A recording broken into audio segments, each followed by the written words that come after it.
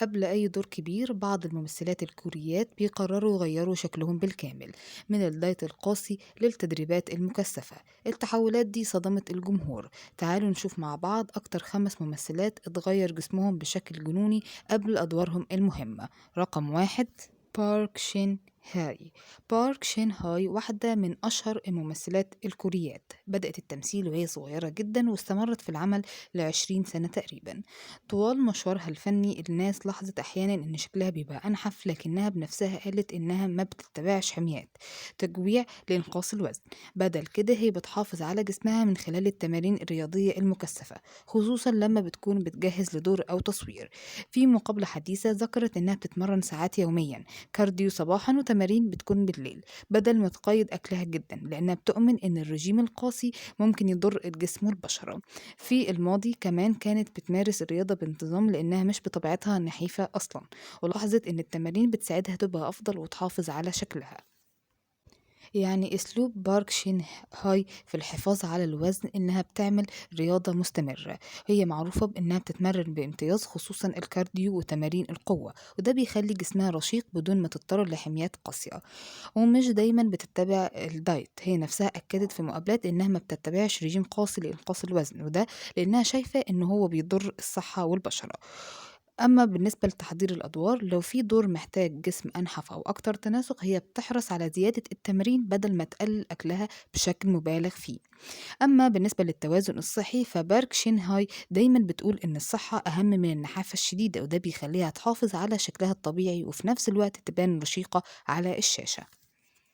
يعني التحول في شكلها اللي الناس لاحظوه على مر السنين اللي فاتت كانت نتيجة لتمارين الرياضة، مش رجيم قاسي أو فقدان وزن صادم. رقم 2، كيم يو جونج. ممثلة كورية بدأت التمثيل وهي طفلة، ومعروفة بجسمها النحيف الطبيعي من البداية. خلال مسيرتها الفنية لاحظ الجمهور أحيانا إنها بتظهر بشكل أنحف في بعض أعمالها، خاصة المسلسلات التاريخية زي مسلسل Love in the Moonlight، لكن ده كان طبيعي ومعتدل جدا. السبب في التغيير ده غالبا كان تناسب مظهر الجسم مع الملابس التقليدية أو الكاميرا والإضاءة، ومش بسبب إن في رجيم قاسي أو دايت جنوني. أي تغير في وزنها كان جزء من طبيعة الجسم والتناسق مع الدور، مش تحول درامي أو صادم. كيم يو جونج نفسها ركزت على تمثيلها وتنويع أدوارها، وما اعتمدتش على خسارة وزنها بشكل كبير لمجرد الدور أو لمجرد إنها تكون ترند. رقم 3، الممثلة هان سو هي. ممثلة كورية جنوبية معروف بجسمها النحيف والطويل، وده بيكون جزء من مظهرها العام في الأعمال والإعلانات. هي فعلا بتحافظ على وزنها بشكل إن هو يكون منخفض جدا، وأسلوب جسدي نحيف بسبب طبيعة شغلها في التمثيل والإعلانات والكاترينج. في بعض الأحيان بيحتاج إنها تبان أنحف أو أكتر تناسق مع الصورة اللي محتاجاها على الشاشة.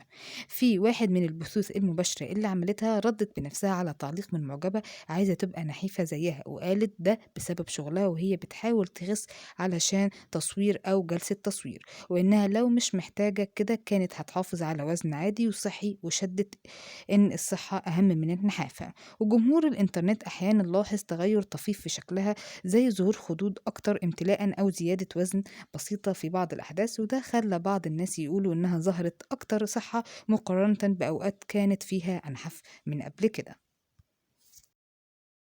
رقم 5، الممثلة ليه يوري. ليه يوري ما خسرتش وزن بطريقة درامية أو رجيم قاسي قبل دور مهم زي اللي بنشوفه عند بعض النجوم. في أحدث تصريحاتها قالت إن عمرها ما اتبعت دايت رسمي لإنقاص وزنها، وقالت إن جسمها طبيعته ما بيكسبش وزن بسهولة، ووزنها عادة بيكون ما بين 51 إلى 54، وده بيعتبر معدل ثابت بالنسبة لها. ليه يوري قالت إن مشكلتها مش زيادة الوزن، بالعكس مرات بتبقى أنحف من اللازم، لدرجة إن خدودها ما بتكونش باينة، ما بتكونش بارزة من كتر النحافة. فبالتالي بتحاول تاكل كويس علشان تبقى بصحة أحسن بدل ما تقلل أكتر. وعلى الرغم من إنها ما بتعملش دايت لإنقاص الوزن، مع الوقت اعتمدت على نظام أكل متوازن بدون وجبات كتيرة أو أكل متأخر. مثلا بتاكل وجبتين في اليوم فقط، وبتتجنب السكر والسناكس في الليل.